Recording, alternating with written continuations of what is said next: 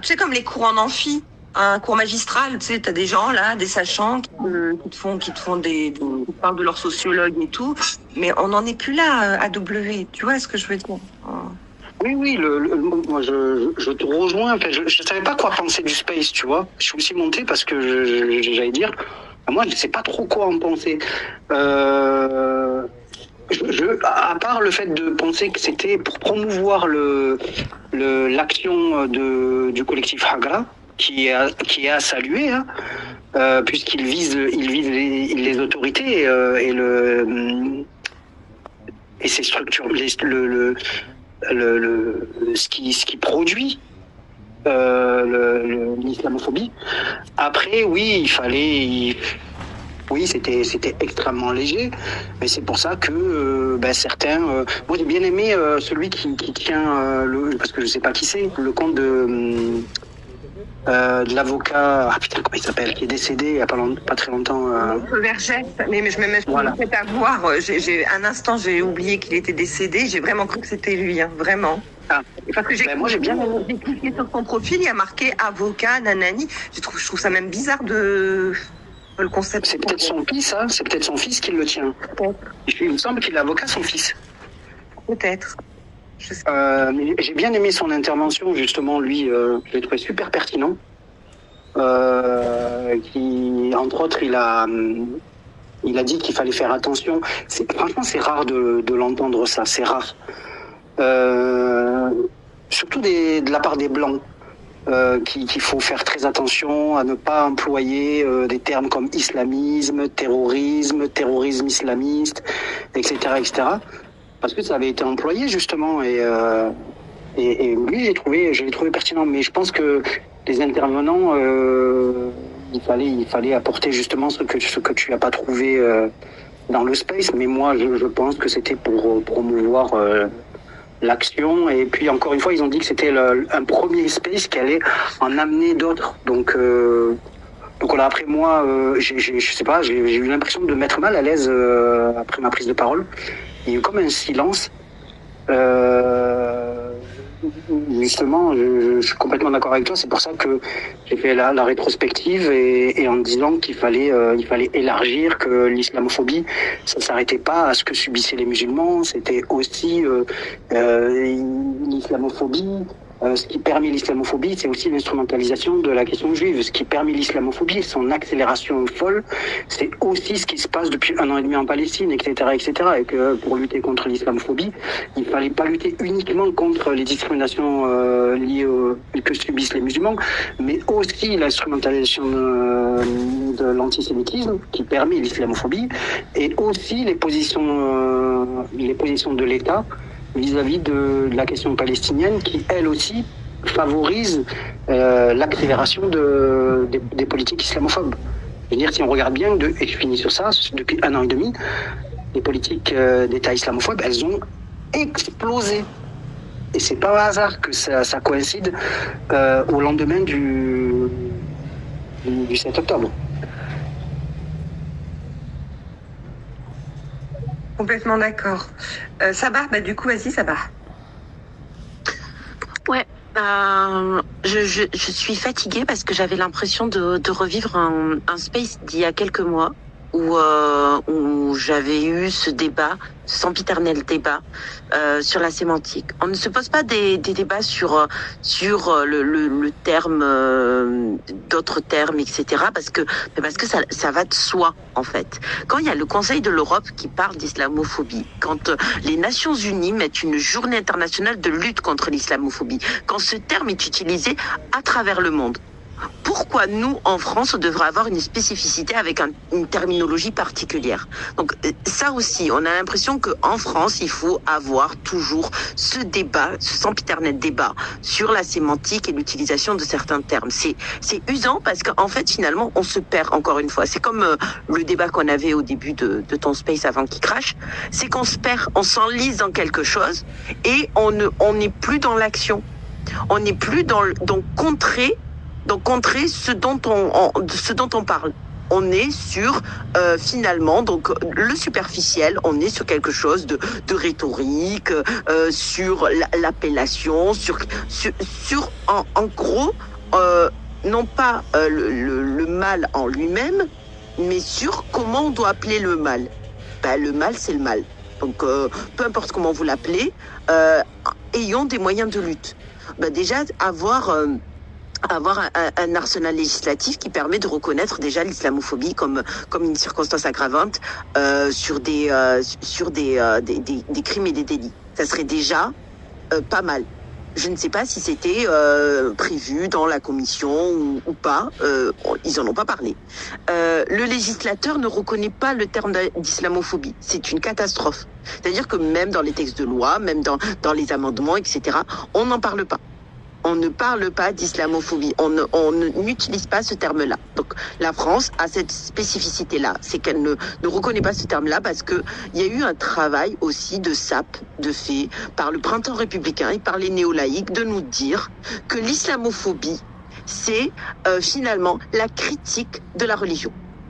Alors que phobie, quand on prend, voilà, si on veut jouer les linguistes et partir sur l'étymologie du terme, phobie, c'est avoir peur d'eux. Donc quand on a la phobie de quelque chose, c'est une peur irrationnelle qui ne vient de nulle part, voilà. Bon, là, elle vient de quelque part parce qu'il y a une construction politique, sociale, il y a une construction aussi coloniale, parce que ça aussi, il ne faut pas l'oublier. Donc ça, on le sait déjà. Et là, on n'avait aucun moyen d'action. C'est-à-dire que le défenseur des droits l'appelle de ses voeux. On n'a pas de statistiques sur les agressions islamophobes parce que le terme n'est pas reconnu. Donc, on est dans une espèce de marasme où on est encore en train d'être dans un débat digne du café de Flore où on nous parle de termes et de sémantique. C'est usant. C'est usant. Vraiment, j'étais... Toi, tu as parlé tu savais pas quoi en dire. J'étais très déçue et très énervée en tant que citoyenne, que femme, que musulmane, d'avoir moi, ma belle-sœur est voilée, ma mère est voilée, et d'entendre ça et d'entendre ce débat-là. Moi, je sais pas ce que je dois leur dire. Voilà. Moi, je vais leur dire, mais oui, mais c'est parce que le terme n'est pas adéquat. Voilà. Donc, il faut attendre de trouver le bon terme. Comme ça, après, on pourra s'attaquer aux moyens d'action. On n'en est pas là. Quand on nous parle de français de papier, en utilisant le mot islamisme, en faisant la corrélation dégueulasse, etc. Ça dure. Moi, tu parles d'une accélération à W. Je suis totalement d'accord avec ton analyse. Moi, je dirais que depuis 2015 aussi, il y a cette accélération. Depuis 2001, on sent que c'est là, c'est présent, c'est palpable, c'est tangible. Mais il y a eu cette accélération après les attentats en 2015. Et beaucoup se sont servis de ça, se sont appuyés sur ça, et on l'a laissé faire. On a laissé faire. On nous parle de laïcité, c'est-à-dire que tu parles qu'on s'appuie sur l'antisémitisme. Oui, c'est un levier, mais le levier, c'est la laïcité. À nous de reprendre justement, à nous de faire ce travail-là et de dire en quoi est-ce laïque de taper sur des gens qui ont une confession autre que catholique ou que juive. En quoi est-ce laïque? Expliquez-moi. Depuis quand l'indifférence religieuse est marquée que on doit taper fortement, c'est-à-dire avec tout le système, avec tout l'appareil législatif, exécutif et judiciaire qui tape dessus et qui y va à grosse dose. Donc moi j'en peux plus, voilà, je peux plus de ces discours, des sempiternels discours. Donc voilà, tu vois, je suis plus remontée que toi, t'as été plus nuancée, Nina. J'étais vraiment c'est très en deçà. Et on n'est pas au rendez-vous, et on n'est pas encore une fois au rendez-vous de l'histoire parce qu'on aura des comptes à rendre aux générations futures qui subiront eux aussi peut-être beaucoup plus que nous. Ben, merci beaucoup. Je valide à 100% chaque mot que tu as dit. Tu me connais bien maintenant. C'est mauvais l'état dans lequel je suis, parce que c'est même pas que je suis nuancée, c'est que je suis essoufflée. Je suis à bout de souffle.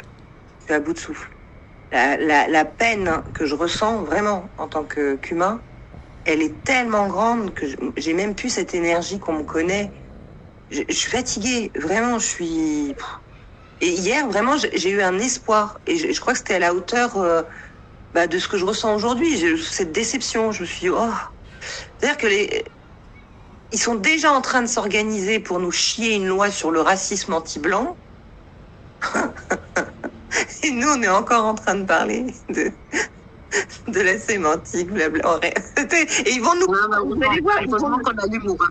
Franchement, heureusement qu'on a l'humour. Parce que ils vont nous pondre une loi sur le racisme anti-blanc qui vont le faire avant que nous, on ait réagi quoi, sur tout ce qu'on subit. Et la liste, elle est non exhaustive, elle est juste abominable. Mais bon, je valide. Heureusement que tu es à mes côtés pour y mettre encore l'énergie que je perds de plus en plus. Bon, t'étais jeune aussi, plus jeune que moi, j'avoue. Ouais, c'est l'effet des boomers, ça. Ouais. Ils fatiguent plus vite. Ah ouais, on a plus la santé tellement on est acculé. Je donne la parole à Emma et ensuite à Emoï. Ouais, bonjour tout le monde. Non, moi j'avais un doute sur le co-hôte. Sur le co-hôte, c'est tout. Je sais pas qui c'est, c'était le collectif. Il s'appelle Alexandre, donc je sais pas qui c'est, monsieur. Je sais pas du tout. Finalement, il représentait le collectif. Oui. Donc. C'est qui ce collectif? Il y a qui dedans? C'est ça? Je sais pas du tout. Je connais pas du tout. AW qui disait qu'apparemment il connaissait. Je connaissais pas du tout. Je découvrais la création de ce collectif. J'en avais jamais entendu parler. Encore un collectif, encore un. Qui va.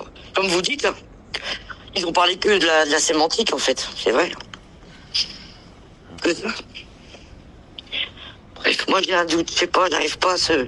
Il était invité aux médias, je crois, c'est ça?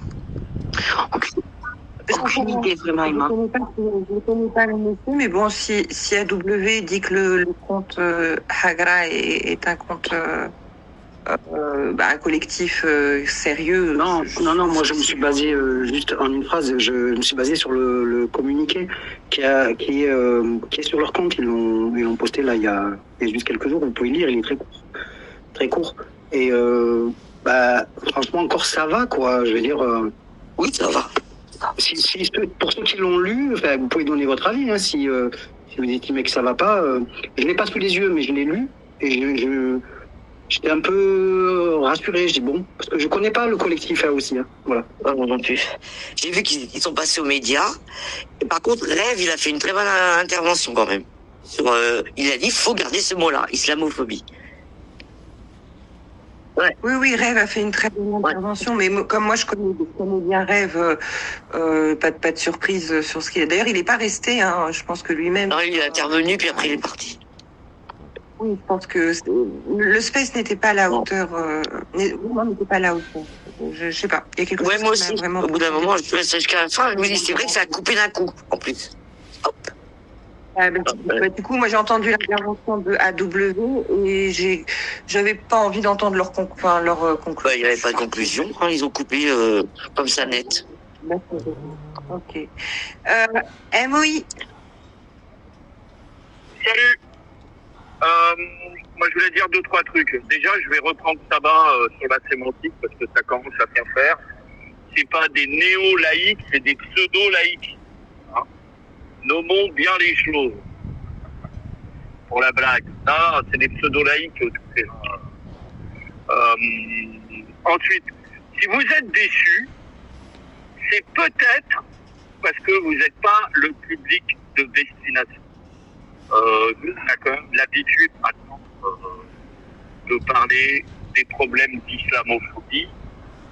On est sans doute un certain nombre à suivre Carole Donner ou Wissam à la Savoie Prof, etc., Samir. On est assez, on commence à être assez formé sur les discours récursifs. C'est peut-être pour ça que, comme c'est un premier jet, ils ont peut-être visé un public moins pertinent, moins abouti. Ça, c'est mon premier avis que j'ai eu en vous écoutant. Mon deuxième avis, vous écoutant, c'est que si j'ai bien compris, ça a été fait avec quelqu'un d'Europe Écologie Les Verts. Le terme islamophobie chez eux, c'est un tout petit pourcentage de la gauche qui l'emploie. Il y a vraiment qu'une toute partie de l'aile gauche de chez Europe Écologie Les Verts qui emploie le terme islamophobie. Donc, si le collectif il a été fait en collaboration avec les environnementalistes, les libéraux verts, je suis pas très étonné qu'ils aient commencé par un débat sémantique parce qu'ils ont besoin eux-mêmes de se rassurer par rapport à tout ça et par rapport aux instances de leur parti qui ne leur feront pas de cadeau. Et ça peut aller très vite chez eux d'être limite des fonctions. Voilà. En gros, j'en étais là, donc c'est un nouveau collectif qui compte. Je pense qu'il ne faut pas qu'on s'emballe ni dans un sens ni dans un autre. On a déjà vu des collectifs par le passé téléguidés par des partis. Je pense à SOS Racisme. Voilà, c'est peut-être quelque chose de cet ordre-là, ou quelque chose qui va se développer vers quelque chose de bien plus intéressant.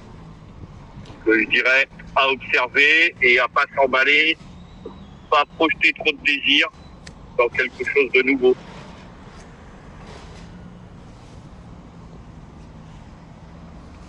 Ouais, en fait, finalement, limite le compte Hagra, j'ai même pas prêté plus attention que ça. Moi, j'avais plus fait un focus sur Amine et Sabrina et Myriam, qui pour moi sont des figures reconnues. C'est plus ma déception était plus axée sur ces personnes que je connais et finalement le sens de leur espace, je l'ai trouvé vide aujourd'hui, compte tenu de ce qu'on vit nous aujourd'hui et dont ils ont totalement conscience. Et j'ai trouvé dommage l'axe en tout cas qu'ils ont pris. Donc j'espère qu'il y en aura d'autres. Et de toute façon, je compte écrire à Amine Snoussi pour lui faire part de mon de mon ressenti, quoi. Je vais le faire en espérant qu'il fera d'autres espaces où il permettra des échanges et des propositions d'action. Encore une fois, voilà, c'est pas la peine de venir nous dire oui. La France est de plus en plus islamophobe. Oui, il y a de plus en plus d'attaques. Oui, on sait tout ça. On sait, on le vit dans notre chair tous les jours. Donc, nous, on aimerait des personnes, quel que soit le parti de gauche. Moi, je m'en fous. J'aimerais vraiment qu'on me propose des choses concrètes, des mesures, des actions, des propositions de loi. Des mouvements dans la rue, vraiment des choses qui montrent qu'on n'est pas tout seul, quoi. Parce que là, franchement, je me sens de plus en plus seule. Et moi, je porte pas le voile et je porte pas le burkini et je suis pas la cible première, on va dire, par rapport à mes sœurs ou mes frères qui eux sont en ligne directe. Je tiens pas une boutique, un restaurant ou une boucherie halal. Je suis pas directement menacée comme peuvent l'être mes frères. Et pourtant, même une femme comme moi se sent pas à sa place, quoi. Se sent mal chaque jour que Dieu fait. Quand je parle religion avec mes enfants, j'ai toujours ce truc de n'en parle pas à l'école. Cette peur que on nous taxe d'islamistes, quoi. Enfin, vous voyez, on en est rendu là, quoi. On en est rendu là. Alors que normalement, on devrait pas s'inquiéter, comme tous les enfants. Les enfants parlent de Noël, parlent de la crèche, parlent de ce qu'ils font avec leurs parents pendant les événements, Pâques, la chasse aux œufs, patati. Toi, tu dis rien, tais-toi. Ce qu'on dit, ça reste à la maison, de peur qu'on soit étiqueté, collé une affiche comme étant des entristes, des islamistes, des gens tordus avec des pensées sombres ou téléguidé par un homme barbu avec des yeux fourbes et je ne sais quel et une kalachnikov dans les mains. Non mais On le vit, nous. On le vit tous les jours. Donc, arrêtez de venir, si c'est pour venir nous faire des espaces juste pour nous dire, oui, le sociologue a dit que ça date de 1900. J'en ai rien à battre. Voilà, moi, c'est mon ressenti. Vraiment. Vas-y, ça va. Ouais. Et d'ailleurs, les moyens d'action, il y en a. J'en ai énuméré certains.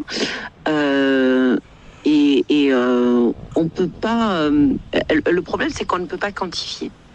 Et c'est là où le bas blesse, c'est-à-dire qu'on ne peut pas avoir finalement un recul sur les actes islamophobes qui sont de plus en plus croissants. On a vu qu'il y avait des mosquées qui étaient incendiées, des voitures béliers dans des mosquées, des femmes voilées agressées, qui en arrachent le voile, qui ont craché à la figure, les attentes, je compte même plus, voilà, il y a eu quand même un recensement des enfants, on parle d'enfants, absents le jour de l'Aïd, c'était l'année dernière, si ma mémoire est bonne, et en plus de ça, à Toulouse, je sais de quoi je parle.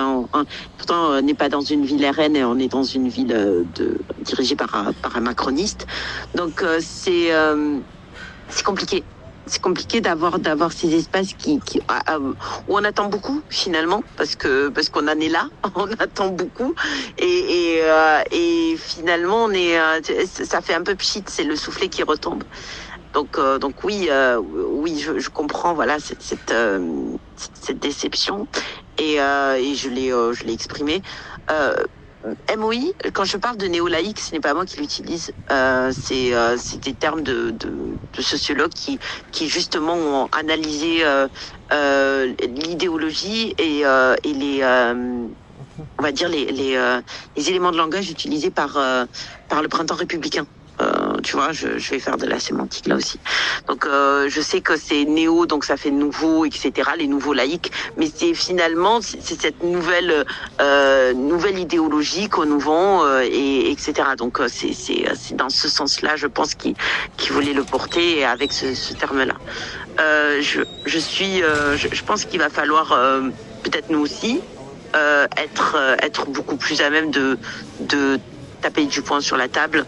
Il y a eu des articles 40 de déclencher, on ne sait pas, voilà, la procédure, bien évidemment, ministre de l'Intérieur, un article 40 avec une ouverture d'une instruction auprès d'un procureur.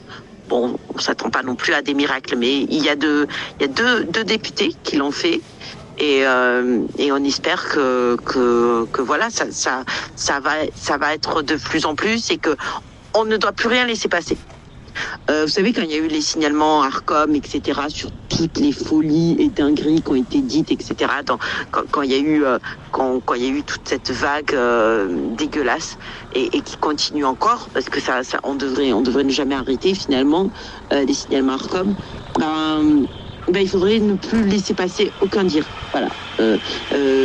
Appeler vous savez, il y a eu un avocat qui a appelé et qui s'est fait passer pour, je crois que le prénom qu'il a utilisé c'est Louis au GG, et il a dit je vous écoute tous les jours, je vous appelle et à chaque fois que je vous appelle, voilà, j'utilisais mon prénom et on me rappelait pas, et donc il a utilisé Louis et on l'a rappelé automatiquement.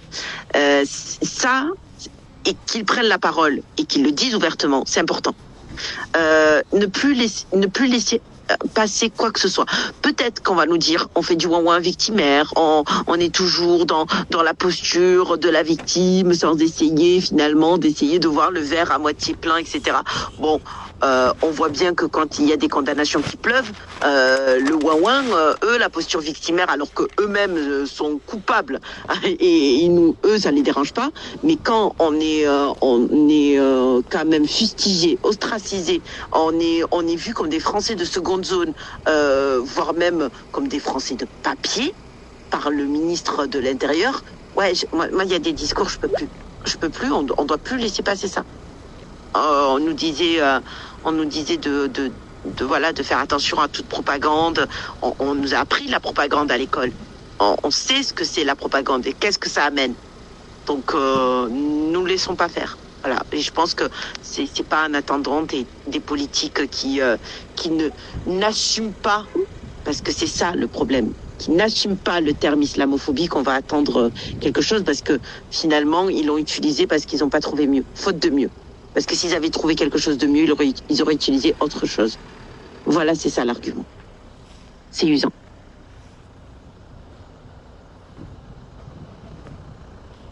Ben ouais.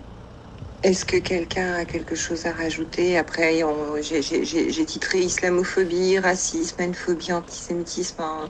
N'hésitez pas à monter si vous vous sentez concerné par n'importe lequel des intitulés. Hein, parce que on est tous visés par quelque chose. Et puis je peux l'élargir à d'autres hashtags que j'ai pas mis, hein, quelle que soit la discrimination que vous subissez ou que vous sentez. C'est quoi haine-phobie? En fait, c'est le racisme contre les Noirs et moi j'utilise pas le terme le N-word. Ouais, c'est pas ouais. D'accord. C'est un choix, hein, c'est mon choix. Moi je l'utilise. Et après, c'est à la discrétion de chacun. Vous vous souvenez du maire qui avait été agressé avec sa fille qui est métisse? Vous vous souvenez de cette photo choquante d'un maire avec un œil au beurre noir qui a été victime de propos racistes et de roués de coups? Ils ont écopé de sursis. Voilà. Donc roué de coups un maire pour des propos racistes et quand vous êtes un facho, vous avez du sursis et une amende. Et j'ai vu passer un truc tout à l'heure que j'ai heurté, mais non mais c'est hallucinant, moi je commence à en avoir marre aussi. Je le subis pas, hein. Je subis rien du tout moi, mais moi ça m'énerve pour les gens qui subissent en fait. Il y a une sportive aussi qui est victime de racisme. Vous avez vu passer ça? Ah c'est moi la vieillophobie. Je subis au travail. La vieillophobie. Ah, je suis la plus vieille de mon secteur, alors des fois on me dit la vieille, ça m'énerve en vrai. J'ai envie de mettre des coups de bougnat, moi. Je sais pas. Emma utilise le mot bougnat. Attention. Ah oui, moi j'ai dit non, mais attends. Islamo-gauchiste. Attention, tu es vraiment une islamo-gauchiste. Bah moi, mes filles, elles sont moitié-moitié. Hein. Elles sont concernées. Hein. Pour ça, je défends, moi, ma patrie. Je défends. Yannick. Non, mais parce que si tu veux, je connais le cas, donc en fin de compte, c'est pour ça aussi. Tu sais, moi, je connais, j'ai vu des trucs et tout, donc j'entends, je vois, j'observe. Quelquefois, il y a des alliés qui sont de taille, comme on dit. C'est le plus important. Et il y a aussi la chanteuse de la Starac. Tous les propos racistes qu'elle a subis. Ah oui. Pendant un concert, elle a subi aussi des propos racistes. C'est-à-dire que la personne a payé une place pour voir donc les artistes de la Star Academy. Et quand c'était autour de... mince, son nom m'échappe. Je sais pas si vous vous souvenez. Ebony, je crois que c'est ça, de tête. J'ai entendu parler de ça, mais comme j'ai pas suivi du tout la Star Academy, tout ça. Et elle a subi des propos racistes en plein concert. Ouais, c'est vrai. Voilà, donc, J'ai pas trouvé un truc, voilà, je l'ai retrouvé. La basketteuse, alors j'espère ne pas mal prononcer, alors Diaté Bengue.